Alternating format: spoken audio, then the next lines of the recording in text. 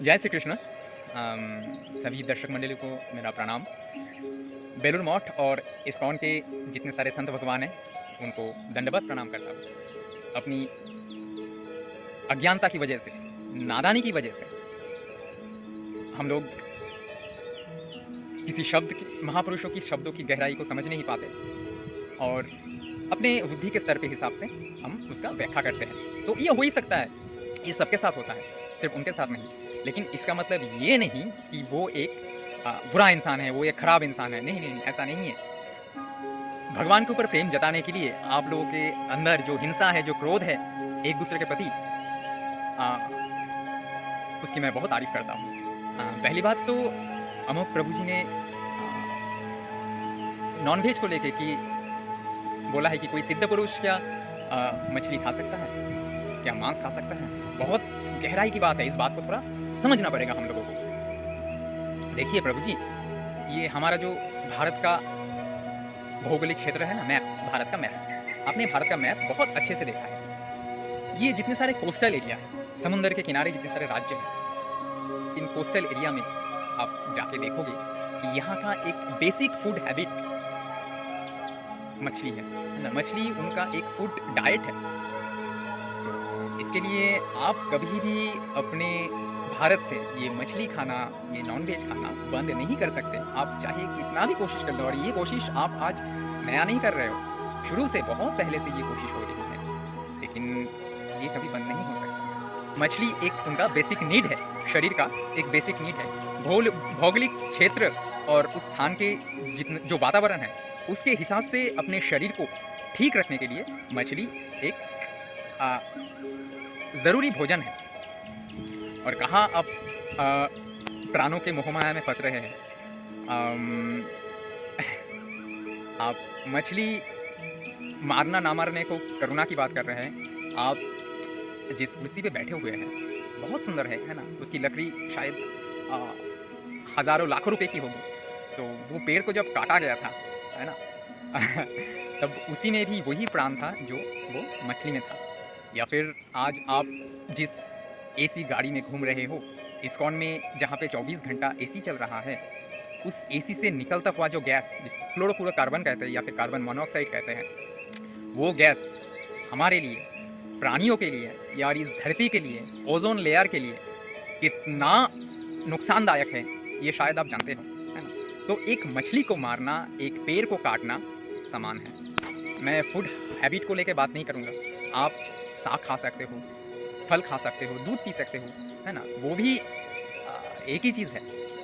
मैं कभी भी खाने को लेके चर्चा नहीं करता। जो आपका भोजन है वो आपका भोजन है। लेकिन भगवान ने हमेशा ये कहा है कि आप जब भोजन को ले रहे हो, चाहे कुछ भी लो, मछली लो, सब्जी लो, कुछ भी लो, जब आप भोजन को ले रहे हो, उस भोजन को ग्रहण करने की आपकी श्रद्धा कैसी है, वो देखना बहुत ज़रूरी है। कितने श्रद्धापूर्वक आप उस भोजन को ग्रहण कर रहे हो, उस हिसाब से वो जाके आपके शरीर में उस गुण का पैदा करता है। हम सबको पता होना चाहिए कि ये जो शरीर है, चाहे कोई भी शरीर हो, इंसानी शरीर, पेड़ की शरीर, मछली की शरीर, जो भी शरीर हो, ये सिर्फ शक्ति और गुणों से बनी हुई एक ढांचा है। आप मछली खाओ, लेकिन आप किस श्रद्धा के साथ खा रहे हो, उसको कैसे पका के खा रहे हो, उसको कैसे वो ग्रहण कर रहे हो, और उसके बाद आप क्या कर रहे हो, आपका कर्म क्या हो रहा है, आपका वचन क्या हो रहा है, ये देखना और सोचना बहुत ज़रूरी है। आप मछली खाओ, खाने में कोई दिक्कत नहीं है। हफ्ते में 7 दिन होता है, आप एक बैलेंस बना लो। 3 दिन नॉन-वेज, 3 दिन वेज, 1 दिन उपवास या 1 दिन फलाहार। तो आप ऐसे कर सकते हो, एक बैलेंस्ड तरीके से लेके आओ, ताकि मछली का सम्मान हो, सबसे ज़रूरी मछली का संरक्षण हो। आपको पता है आज इसी चक्कर में आज भारत में बहुत सारे स्पीशीज़ मतलब ख़त्म होने के कगार पे आ गई है। बहुत सारे मछली का स्पीशीज़, बहुत सारे पेड़ का स्पीशीज़, बहुत सारे इंसेक्ट्स, बहुत सारे रेप्टाइल्स, बहुत सारे मैमल्स, बहुत सारे बर्ड्स की स्पीशीज़ आज क्रिटिकल एंडेंजर्ड हो गया है। तो हम लोगों को ऐसे समझना है, मछली खाना ना खाना इम्पोर्टेंट नहीं है। स्वामी विवेकानंद जी मछली खाते तो थे, लेकिन वो कैसे खाते थे, उस मछली के लिए उनके अंदर कितनी श्रद्धा थी, ये देखना बहुत ज़रूरी है। और Swami Vivekananda ji fish cutlet, fish tikka, fish kebab ऐसे नहीं खाते थे कि भोजन हमारे भारत में चाहे डाइट कुछ भी हो, लेकिन हम उसको कैसे ग्रहण कर रहे हैं। भगवान श्री कृष्ण ने लाखों कोशिश की थी महाभारत का युद्ध ना हो। वो भगवान होते हुए भी इंसान के सामने झुक के अपना हाथ जोड़ के सबको विनती किया था कि आप लोग परिवार है, एक दूसरे के साथ लड़िए मत। लेकिन नादान लोग थे, समझे नहीं। महाभारत का युद्ध हुआ, एक पक्ष खत्म हो गए और एक पक्ष अपना परिवार को मारते हुए ब्रह्म हत्या का पाप कर बैठे और जिंदगी भर उसका प्रायश्चित करते रहे। तो किसी का फायदा नहीं हुआ। लेकिन इतिहास हमें ये सिखा गए हैं कि सब अपने हैं, ये परिवार है, इसके बीच लड़ना नहीं चाहिए। हमें समझदारी से काम करना है। और आज के सिचुएशन में, आज हम जिस सिचुएशन में पहुंचे हैं, हम लोगों को क्रोध, हिंसा की ज़रूरत नहीं है। हमें मैच्योरिटी लाना है, हमें विकसित होना है, हमें समझदारी के साथ आलोचना करते हुए, है ना, बातचीत करते हुए समस्याओं का समाधान करना है। नुकसान हर तरीके से हो रहा है, तो हमें अगर ख्याल रखना है तो हर तरीके का ख्याल रखना है।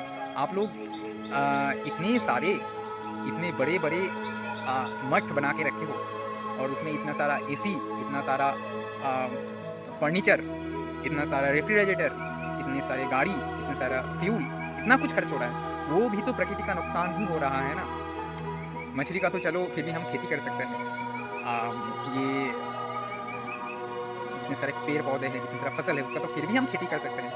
ये जो धरती का नुकसान हो रहा है, जो ये नदी का नुकसान हो रहा है, जो ये ओजोन लेयर का नुकसान हो रहा है, वो क्या आप बना पाओगे? नहीं बना पाओगे। तो हम जो बना नहीं सकते उसको मिटाने का हमारा कोई अधिकार नहीं है। हमें इस गहराई तक समझना है।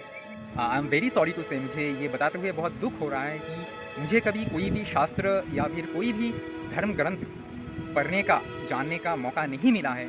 लेकिन अपनी छोटी बुद्धि से मुझे इतना समझ में आया कि अगर मुझे इस दुनिया में शांतिपूर्वक रहना है तो मुझे हर जीव का, हर स्पीसीज़ का, उनके कर्मों का, उनके गुणों का, उनके स्वभाव का मुझे सम्मान करना है।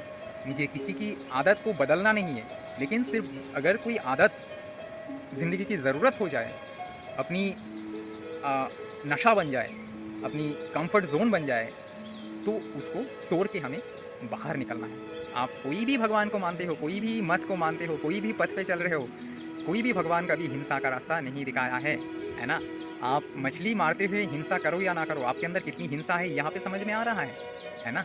तो हिंसा अगर नहीं है तो कहीं भी नहीं होना चाहिए। अगर मछली मारना हिंसा नहीं है तो ये हिंसा भी अपने अंदर नहीं आना चाहिए। कि इस दुनिया में किसी भी भक्त का भक्ति छोटा नहीं होता है, सभी भक्त का भक्ति समान होता है। आप चाहे अपने भगवान को लाखों रुपए का चद्दर चढ़ा रहे हो या फिर लाखों की चंदन चढ़ा रहे हो या सोने के सिंहासन में रख रहे हो, और कोई भगवान को पैर के नीचे रखा हुआ है, बस पानी डाल रहा है, दोनों भक्ति ही उतना ही समान है। जो भक्त भगवान के राहों में हैं वो कभी भी एक दूसरे का निंदा नहीं करते हैं, हमेशा वो रास्ता दिखाते हैं। जो भटके हुए हैं उनको रास्ता दिखाते हैं। यही एक भक्त का पहचान है। लड़ना कोई सॉल्यूशन नहीं है। समझदारी पूर्वक बातचीत करते हुए एक दूसरे को समझना और उससे पहले खुद को जागरूक करना। एक जागरूक इंसान से ही बदलाव आ सकता है। अगर आपको बदलाव लाना है, पहले खुद को जागरूक करना पड़ेगा।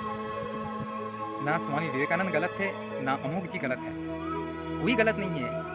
वो सिर्फ अपने अपने कर्म कर रहे हैं। हाँ, गलतियाँ सबसे होती है, नादानियाँ सबसे होती है, और वो उनको समझ में ही आता है। किसी को जल्दी समझ में आ जाता है, किसी को थोड़ा लेट समझ में आता है, लेकिन समझ सबको आता है।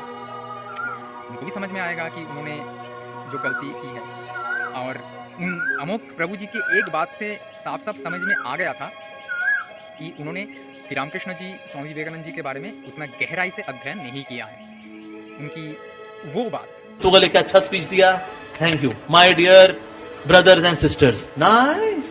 प्रभु जी उन्होंने ब्रदर्स एंड सिस्टर्स नहीं कहा था। अगर आप ध्यान से सुनते तो उन्होंने कहा था सिस्टर्स एंड ब्रदर्स। उन्होंने हमेशा माँ जाति को ऊंचे दर्जे पे रखा है, सबसे ऊंचा रखा है। ये एक छोटी सी एक brothers and sisters, sisters and brothers, आपको लगता है कि ये बहुत सिंपल सी चीज़ है, क्या हो गया, लेकिन इसमें भी एक बहुत बड़ी सीख है कि अपनी माँ को हमेशा ऊपर दर्जा दो, है ना, मातृ जाति को पहले ऊपर दर्जा दो।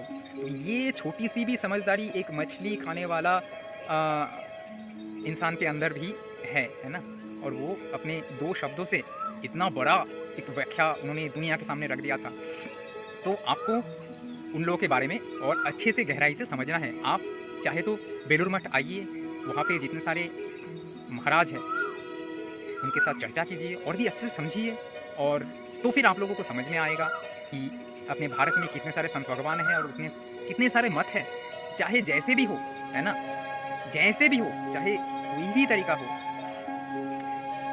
हमें पहुंचना एक ही जगह पे है, भगवान के पास ही है। तो हमें इस चीज़ का ध्यान रखते हुए और आपका और सभी संतों का, सभी दर्शकों का सम्मान करते हुए और दिल से सम्मान करते हुए मैं ये वीडियो यहीं पर ख़त्म कर रहा हूँ। आप सब स्वस्थ रहें, भगवान आपको और सद्बुद्धि दे और जागरूक करें। जय श्री कृष्ण।